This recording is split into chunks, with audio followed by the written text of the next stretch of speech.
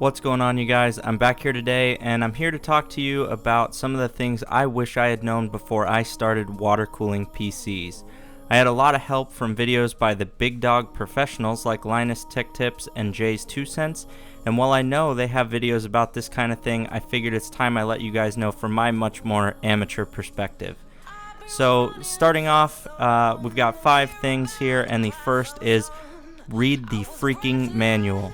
Every piece of water cooling gear you get has a manual. Certain screws go in certain places, and you want to make sure you know what those are. I can't stress this enough, and you may think you're smart enough to figure it out, but trust me, it's better safe than broken. Number 2, tubing type, soft versus rigid. Soft tubing, while most say it doesn't look as good, I don't 100% agree with this. It is easier to work with and can have a beautiful aesthetic for whatever type of build you are going with, as long as you plan things out well. Rigid tubing requires more expensive fittings and honestly costs you more in the long run because of how many pieces you may have to redo if you're bending your own tubes. Coming out with a slightly cleaner aesthetic at the end result by some standards, but is more of a time-consuming process in the long run, so keep that in mind. The last thing to know about tubing is both types of tubing, soft versus rigid, are 100% functional, so honestly the choice is up to you. Fittings, there's a lot of things to talk about when it comes to this, but a few things I want to point out is first to buy name brand. This can be a place where you think you're going to save a few bucks and it isn't going to change much, but trust me, it's not worth it. All fittings have some kind of O-ring, whether you have it between the fitting and the block or the fitting and the tube or even the fitting and the fitting itself if you're using rotary. Cheaper fittings use cheaper materials, and the O-rings in the fitting are not one of those places where you want to cheap out due to their high probability of leaks.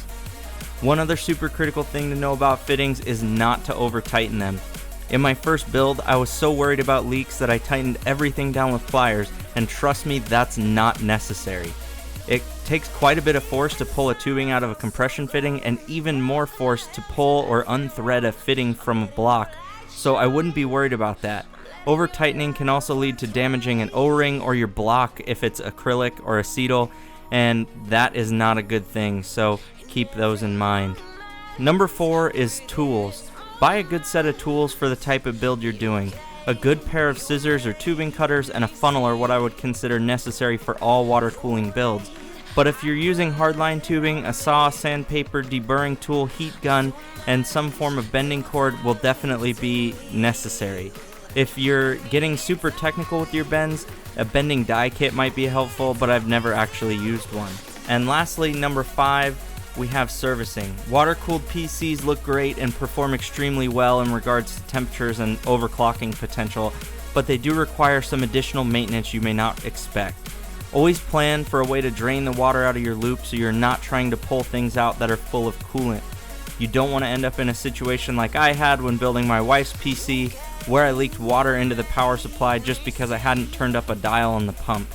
This actually comes into planning your loop because honestly you don't want to forget about that part. Well, that's my 5 tips for water cooling a PC, guys. I hope you enjoyed it and got some useful knowledge on what you need to do.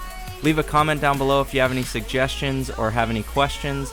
Like this video and subscribe to my channel, watch me grow. Check me out on Instagram and Twitter for behind the scenes stuff that I might post. And finally, if you want to check out the video where I built my wife's water-cooled system in the PowerMac G5 case, click to the left. And if you want to see the video where I built my water-cooled Threadripper dual 1080 Ti system, click to the right. And to subscribe to my channel, click in the middle. With that being said, I hope you guys all have a wonderful day.